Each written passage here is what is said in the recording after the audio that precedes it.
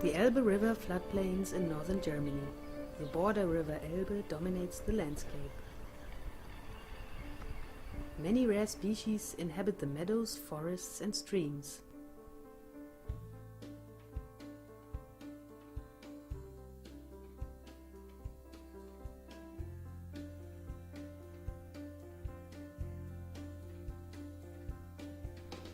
Between 1948 and 1989, the Elbe River used to separate the two German states along about 60 kilometers. Today, this former border stretch is a green belt and a memorial landscape.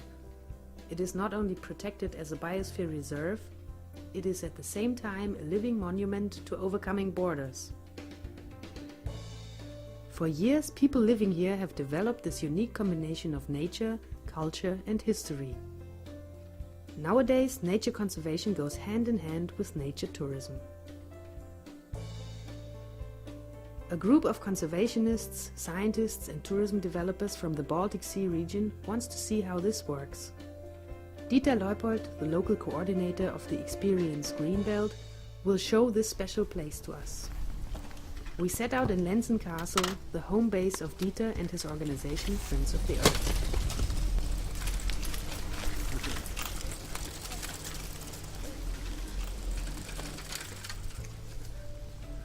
Greenbelt is a very, very interesting and exciting project.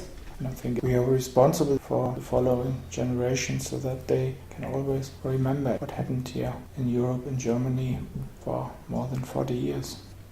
One of the new tourist products is the four-country border cycle path. The Greenbelt promotes low-energy tourism rather than car tourism. The cycle path crosses the former border from east to west and back again.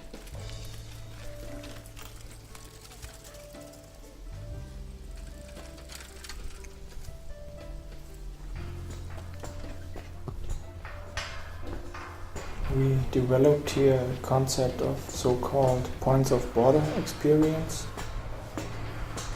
That are points or areas where you can experience and see interesting nature or remaining parts of the former inner German border, like watchtowers or parts of the metal fence or petrol paths or monuments for destroyed villages or houses or killed people. Many of these experience points existed before. They were set up or commercially run already by local people in the 4 administrative districts that border the Elbe here.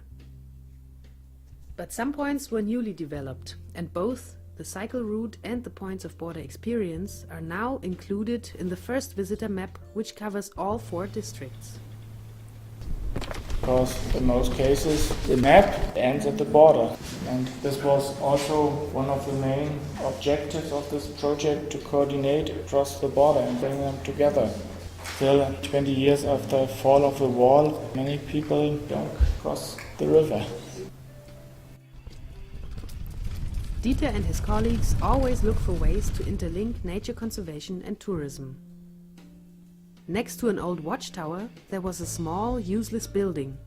They renovated the tower for tourists, turned the small building into a refuge for bats, and put an information board about the animals' lifestyle. A perfect point of experience, both of nature and of history.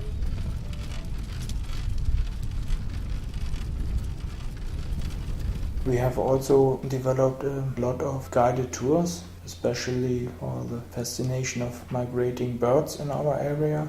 From autumn to spring there are thousands of Nordic geese, cranes, swans, some parts also a lot of eagles.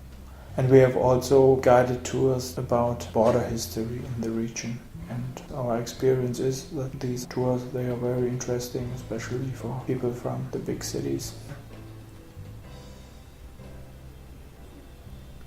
Extensive grazing is not only a measure to keep ecosystems open, it is also a possibility for local farmers to contribute to the project.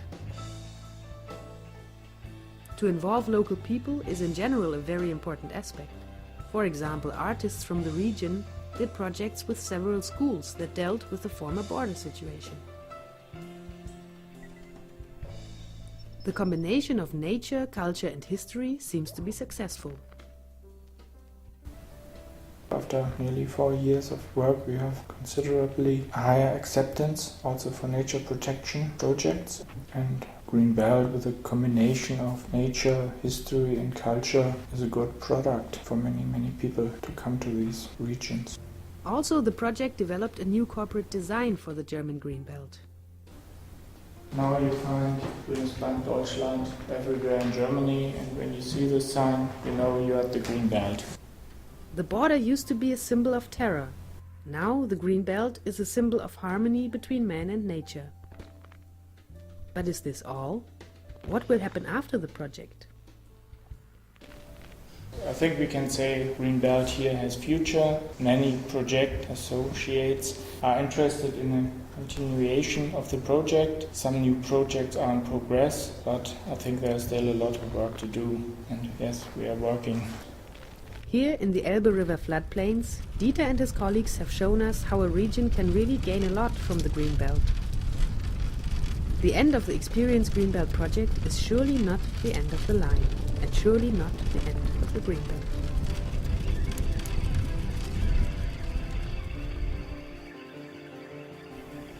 Working for Green Belt is not only a simple job for me, and sometimes I think it's part of my life.